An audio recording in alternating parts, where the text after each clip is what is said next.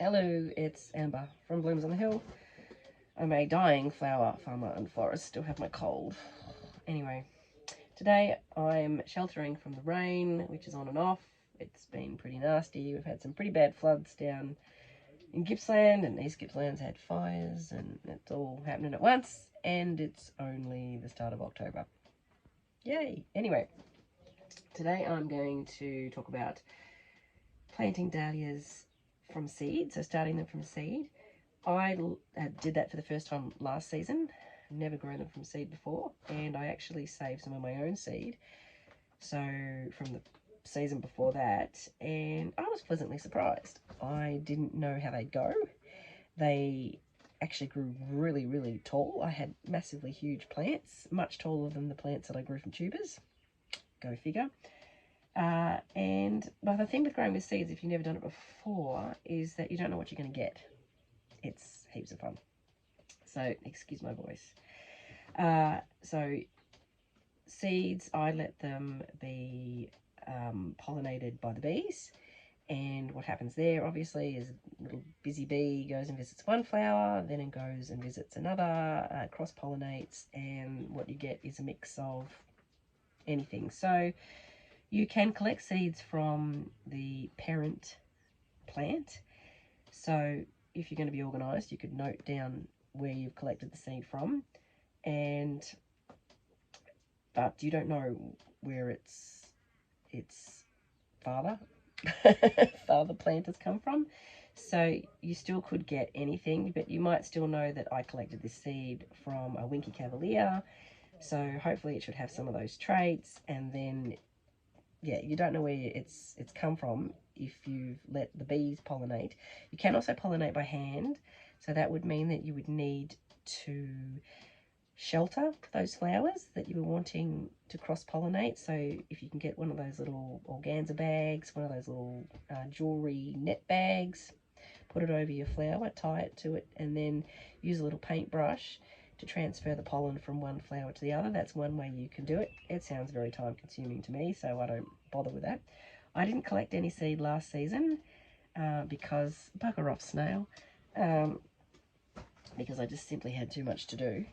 But growing from seed, yeah, you don't know what you're going to get. So you could get all sorts of fantastic varieties, all those wonderful new varieties that come out on the market that, for example, like Cafe au lait obviously was something that came from a breeder who mixed two flowers together, whether deliberately or not, and you end up with these amazing new varieties. So, and a lot of the time you do end up with rubbish.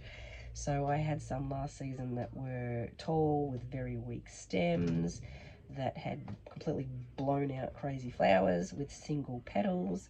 Some of them were fine, some of them were lovely, but it's sort of a luck of the draw. So a dahlia has apparently 8 chromosomes, so you sort of get this gigantic mix. So it's, to explain it, it's 8 to the power of 8, so 8 times 8 times 8 times 8, 8 times, as into what kind of a mix you're going to get when you cross a dahlia. So that means that, you know, you could get absolutely positively anything, which is really quite fascinating when you think about it. So, you know, it's really a huge luck of the draw. I got some nice ones last season, but the thing is with that as well is that they might not be true to that flower the following season. So I've saved clumps of tubers from ones that were great. I could plant them out this season and then they turn out to be rubbish. They might not stick it on, or they could turn out to be the same and be great again. If you were breeding and you were planning on breeding your own, then you would need to keep planting that same tuber, or saving the tubers from that one that you've bred, and keep planting them out for a few years in a row to make sure that they stay the way that you want them, so that they have, you know, good stems, that the flower still looks the same. You know, if you're going for a good vase life, if you want tubers that store well, that's also a trait that you want. So, you know, different ones do different things.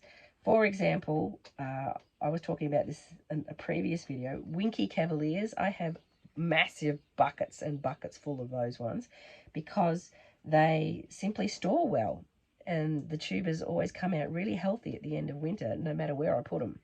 So they are one that I have a lot of, and they're a great flower, and they're fairly common. Like when you look on websites to purchase that one, that particular flower isn't really overly expensive, obviously, because supply and demand, there's lots. So, you know, that's the sort of thing that you are looking for. Different breeders are different, but excuse me, I'm going to cough. But what I found is that, you know, it's worthwhile doing because it's fun. So I didn't save any seeds this year. I bought some seeds, and I bought some from a few different, excuse me, I'm still everywhere. It's bloody cold. I bought some from some different flower farms. This is one tray, and I have okay, not really okay germination. I have some. The other thing, another tray I've got going is this one. As you can see, there's only 4. And I have another tray over here, and I'll show you this one. Hello tray with nothing happening.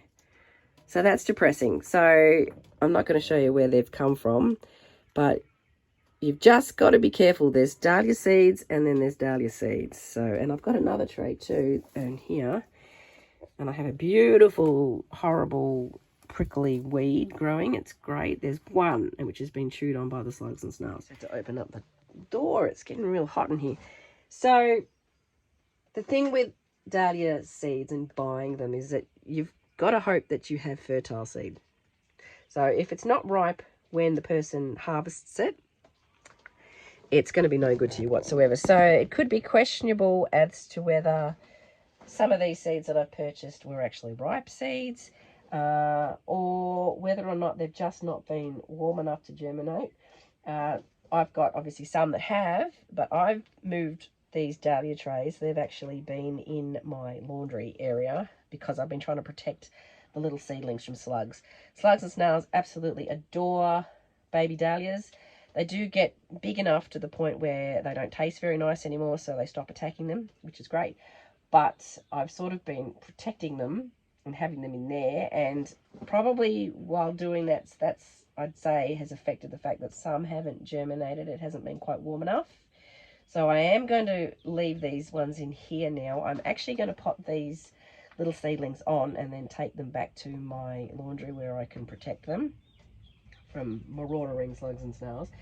And it is making them kind of grow sideways a little bit because they're reaching out towards the light. So that if you've got plants that are struggling to get to the light, they can get a bit leggy, but it's kind of a 6 of one, half dozen of the other. Do I want them completely eaten by slugs and snails, or do I want them sort of twisting a little bit? So, you know, it's a hard decision.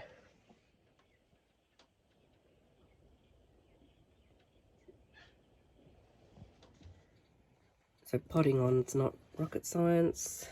Obviously, I just like to use a spoon, and I just, yeah, scoop up under. So I find this the easiest. My mum would recognise these spoons. They used to be hers. Right, still potting these up. Now I'm going to label them.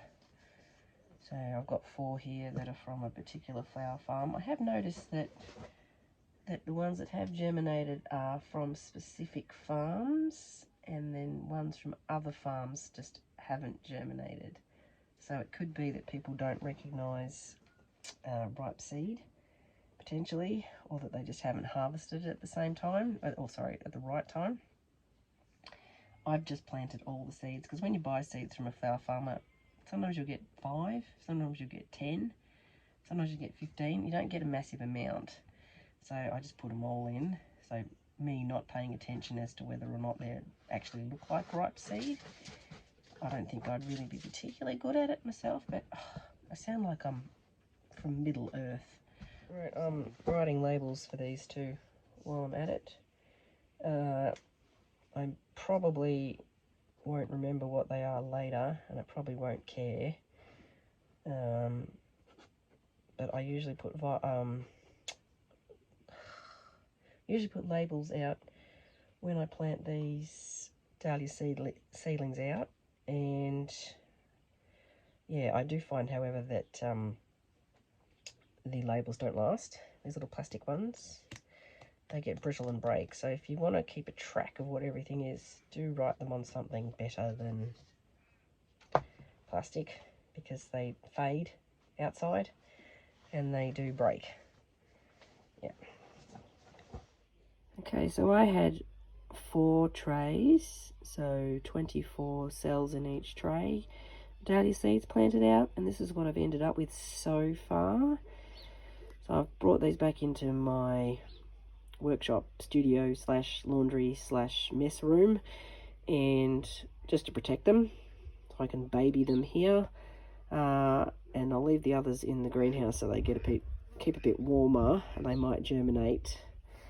Some more might germinate, we'll see how they go, but I'm not that fussed if I don't have too many, because each one of these little plants grows into a big plant that you've got to care for and water and feed and weed, and you know, they produce a lot of flowers if they end up being good ones. So really, you don't want masses. Well, you might, but this isn't too bad. So I'm just probably going to fluff around and pot on some cosmos, which is getting up a bit. Some of it's been eaten. Curse these slugs and snails, I hate them. I'm going to probably have a cup of tea, try and get rid of this. And my dahlia tubers, I've started posting some out, so if you'd like some dahlia tubers, I have lots of varieties that are waking up. I can't post to Western Australia, Northern Territory or Tasmania, but if you jump onto my website, which is it's blooms and it's hyphen on hyphen the hyphen hill.com, so hyphens in between each of them, or I do have an Instagram or a Facebook page, Blooms on the Hill. You can message me if you want some tubers. They are waking up, yay. And I'll probably pot a couple out that are waking up that I'm going to put into my garden, pot them up and get them going a bit quicker. So that's one thing I'm going to do. But in the meantime, I feel like I'm going to die. I'll see you next time. Hopefully not at my funeral.